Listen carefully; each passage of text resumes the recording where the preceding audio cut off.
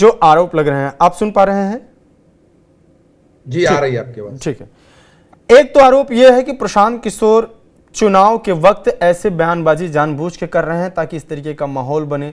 एक आंकड़े, लगातार कुछ भी आंकड़े वो दे रहे हैं, या इस तरीके की टिप्पणी कि संजय जायसवाल जैसे टुटपुंजिया नेता, इसका दुर्दिन आता है तो ही प्रशांत किशोर से टकराता है। मतलब ये थोड़ा सा लगता नहीं कि जैसे कोई धारावाहिक चल रही हो या धमकी देने वाली चीज हो कि रामायण में होता है कि रावण या कोई भी एक ऐसे बयान दे देता है किसी नेता के प्रति, या तेजस्वी यादव के प्रति एक बयान दे देना कि अरे भाई इनसे नाचना भी नहीं आ रहा है, ये पूरी तरीके से फैलें, कोई एक काम तो कर लें, या फिर अचानक से मंगल पांडे पे इस तरीके कमेंट कर देना। थोड़ा सा ये आरोप नहीं लग रहा है कि ये ज्यादा टाइप का बयान देते हैं, थोड़ा बढ़ चढ़ के बयान देते हैं, या फिर आपको लगता है कि अब एकदम से ये इस चीज की ही जरूरत है, समय की मांग यही है, क्योंकि अभी तक जो चीजें चल रही थी बहुत ही रिपीट में चल रही थी, प्रशांत किशोर कुछ नया कर रहे हैं? थैंक यू, बहुत बहुत धन्यवाद अंकित जी। एक तो आपके डिबेट की एक अच्छी बात लगती है कि आप सबको बराबर प्लेटफॉर्म देते हैं, और मैं किसी को डिसरिस्पेक्टफुल वैसे नहीं बोलना चाहता हूं। There are lot of senior and veterans, and because Shaheen ji ने अंग्रेजी में जवाब दिया तो I would also like to share few things कि you know, and I don't want to be disrespectful to him. See understand कि how restless and uneasy he was when he said कि ये कौन लड़का है, किसको प्लेटफॉर्म दे दिया आपने, जनसुराज को इतना क्या प्लेटफॉर्म दे रहे हैं। अरे बिहार की जनता ने तो आप लोगों को 20 साल प्लेटफॉर्म दे रखा है। And why are you so uneasy sir, कि मैं लालू जी का लड़का नहीं हूं, मैं शकुनी जी का लड़का नहीं हूं, मैं बिहार के उन 1200 परिवार का लड़का नहीं हूं जो पिछले 40 साल से बिहार को सबसे गरीब राज्य और गर्त में लेकर गए हैं। And can he explain that despite his good governance, why is Bihar still number one when it comes to multidimensional poverty? Why is Bihar languishing at the bottom when it comes to education quality? Why every other child is undernourished? ठीक है, हिंदी में विवेक जी, दर्शक तो हमारे बिहार के ही है ना। कोई रिक्शा चलाता है, कोई ठेला चलाता है, कोई होटल पे है, कोई भी देख रहा होगा, हमारा ऑडियंस तो हर आम एक नागरिक है। प्लेटफॉर्म दिया, सबको बराबर प्लेटफॉर्म दिया। कैन ही एक्सप्लेन कितनी इनकी अनईज हो गई, कितना इनको चिढ़ मच गई कि ये कौन लड़का है। अरे नहीं है लालू जी के लड़के, नहीं है शकुनी जी के लड़का, मैं बिहार के साधारण परिवार का लड़का हूं, जिसने इस व्यवस्था के बावजूद बाहर गए, पढ़ाई लिखाई करके आए। उन चीजों पे गर्व नहीं करता हूं कि बिहार के बच्चे अगर बॉम्बे नहीं जाएंगे तो गटर कैसे साफ होगा। उन चीज पर गर्व नहीं करता हूं कि बिहार के बच्चे कैसे जाएंगे तो वहां सब्जी कौन बेचेगा। अरे बिहार के बच्चे अगर महाराष्ट्र को बना सकते हैं तो बिहार को भी बना सकते हैं, उस परिवार से हूं। Don't be so unrestless and uneasy sir. अब आपकी बात पर आता हूं। ये कह रहे हैं कि हमारे नेता को आप बीमार कहते रहते हैं हमेशा, ये भी तो गलत है ना। प्रशांत किशोर हमेशा भाई तो आप प्रूफ कर दीजिए, आपके हर नेता तो मानहानि करते, मानहानि का केस क्यों नहीं कर रहे हैं प्रशांत जी ऐसे पर? तो फिर कोई भी आरोप लगाता रहेगा, वो प्रूफ करते फिरेंगे फिर। भाई आरोप कहां लगा रहे हैं, ये हम लोग लगा रहे हैं। आप ही के, इन्हीं के दल के नेता आदरणीय, जैसे मैं बीमार नहीं हूं, इसको कैसे प्रूफ किया जाएगा, आप बता सकते हैं क्या? अंकित जी हमारी शब्द नहीं है। सबसे पहले तो इन्हीं के दल के नेता आदरणीय सुशील मोदी जी, जो हमारे बीच में नहीं है, उन्होंने ये कहा था। और ये बात कोई छुपने वाली तो है नहीं, ये तो अब हर आदमी दिख रहा है। और आप सोचिए कि अगर आप पायलट हैं और आपकी मानसिक स्थिति ठीक नहीं है, जिस कारण से भी, एज के हिसाब से, कोई ये गलत बात नहीं है। उम्र के साथ साथ हर करियर में उम्र का तकाजा होता है। अगर मेरे बाबूजी भी 70, 75, 80 साल के होंगे तो वो भी उस तरीके से काम नहीं कर पाएंगे जैसे वो 50 साल में कर रहे थे, 60 साल में कर रहे थे। उम्र का तकाजा होता है। तो भाई अगर आप पायलट हैं और आप 40 लोग को फ्लाई कर रहे हैं तो आपका चेक होता है हेल्थ। आप 14 करोड़ लोगों के कहीं ना कहीं मुखिया बने हुए हैं, तो आपका हेल्थ चेकअप देने में क्या दिक्कत है भाई? आप अगर सिपाही का एडमिशन लेते हैं, आप ले लेंगे बिना मेरे हेल्थ चेकअप के। तो लोकतंत्र में अगर आप बिहार के राजा बन रहे हैं तो आपका हेल्थ चेकअप होना चाहिए, फिजिकल और mental. Explain that to me and I am saying this with all respect. GM Shaheen ji ये कह रहे हैं कि हेल्थ चेकअप इनको दे दीजिए, उनका स्वास्थ्य सही है कि नहीं है, पहली चीज। दूसरी चीज ये है कि अगर प्रशांत किशोर आए हैं, कुछ बोल रहे हैं, कुछ बातें कर रहे हैं, और पॉलिटिक्स में सबको आने का हक है। बस अंकित जी प्लीज लिसन टू मी। ये जो बात कर रहे हैं ना, अभी मैं आई एम क्रॉसिंग 64, किनको समझाने की कोशिश कर, और कौन से बिहार को, बिकॉज मेरे पत्रकार साथी बैठे हैं, कौन से बिहार को कैसा मिला था हमें बिहार, मैं पत्रकार साथियों से पूछूं। जब बिहार हमें मिला, किस सूरत में मिला, किस हाल में मिला, मैं किसी की, देखिए मैं यहाँ पर पर्सनली मेरी टिप्पणी नहीं है।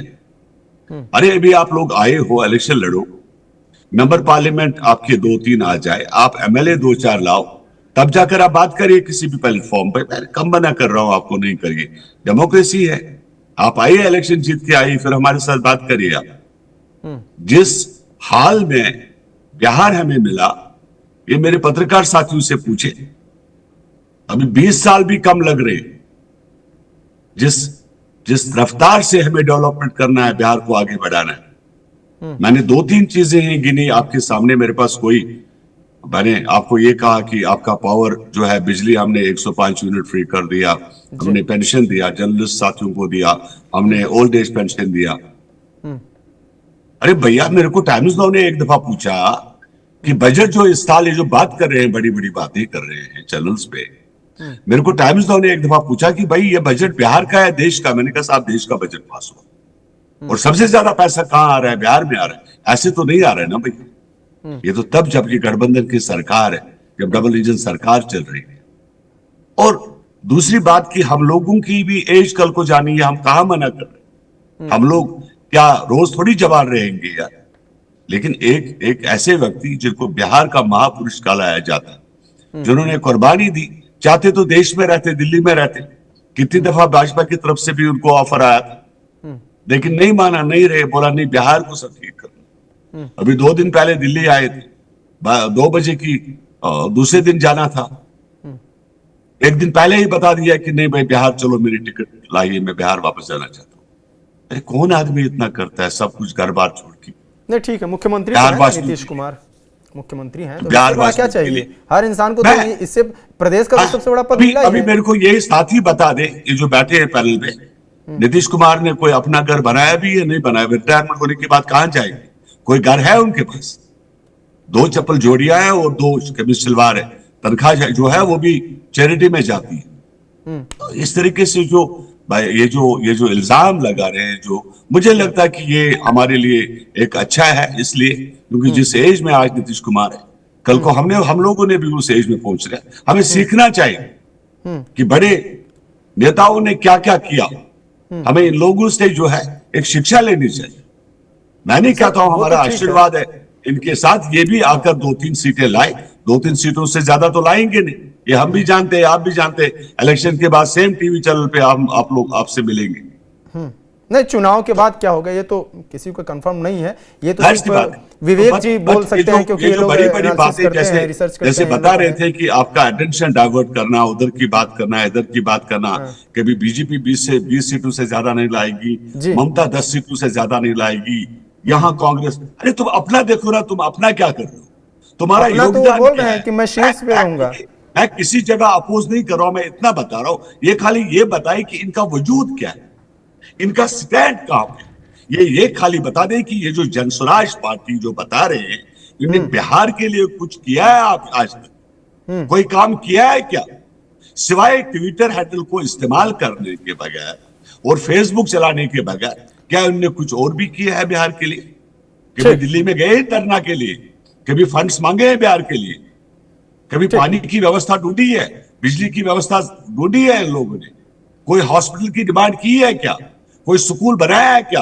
कोई कॉलेज बनाया? नहीं, वो सरकार में सर नहीं रहे तो फिर कैसे बनाएंगे? नहीं है तो डिमांड कभी रखी, कभी दिल्ली में बात की, कभी अपने शहर के लिए कुछ मांगा?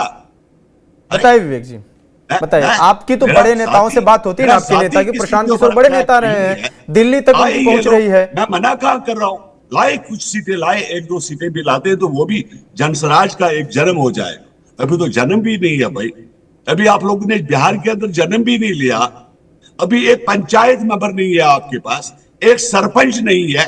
ठीक सर, आप कितनी बड़ी बातें कर रहे हो, जैसे दिल्ली आप चला रहे हो, जैसे आप पूरा देश की सरकार, अरे बहुत जनस्वराज। अरे कौन मना कर रहे हैं? तुम पंचायत जीत कर तो आ जा, पहले आप एक दफा सरपंच लाओ, मैं मानता हूं। चलिए विवेक जी फिर मैं नहीं बोलेगा जिस दिन आप लोग पंचायत लाओ। वरिष्ठ जनों पर चलूंगा। विवेक जी बताएं।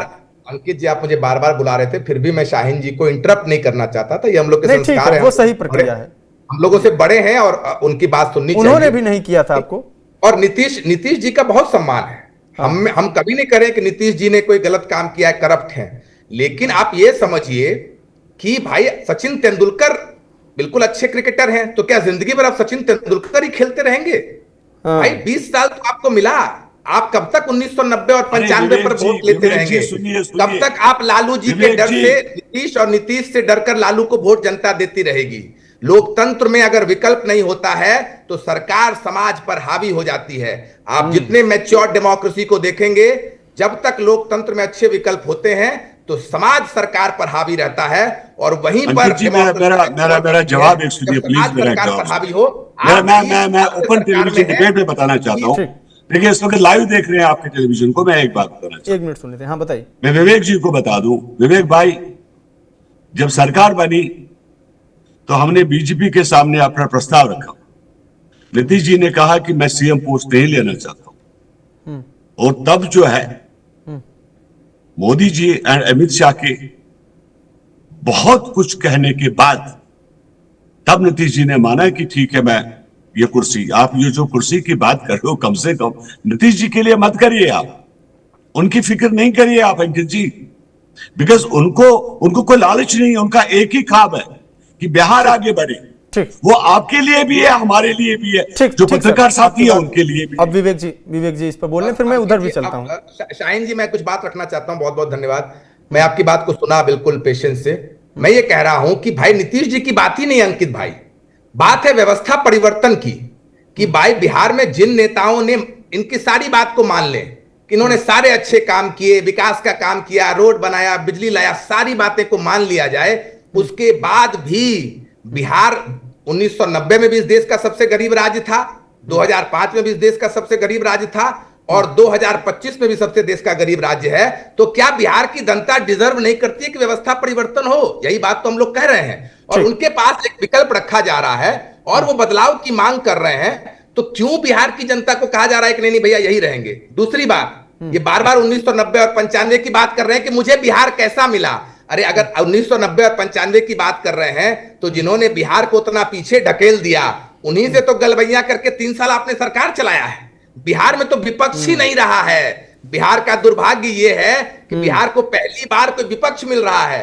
बिहार में तो आज अगर नीतीश जी तेजस्वी को बोलेंगे तो तेजस्वी जी कूद कर इधर आ जाएंगे और बोलेंगे ये विकास पुरुष हैं, बिहार स्कॉटलैंड बन गया है, बिहार में शिक्षा नंबर 1 हो गया है, और उधर चले जाएंगे तो फिर अंड बंड बात करेंगे। भाई बिहार की दुर्भाग्य है कि बिहार को 40 साल में विकल्प ही नहीं मिला है। सत्ता और पक्ष क्या है यही पता नहीं। पंकज जी के पास चलेंगे। बात ये कर रहे हैं कि 1990 में ये था, 95 में ये था, तो इतना खराब था तो आप 3 साल 4 साल उनके साथ गलबैया क्यों कर रहे थे?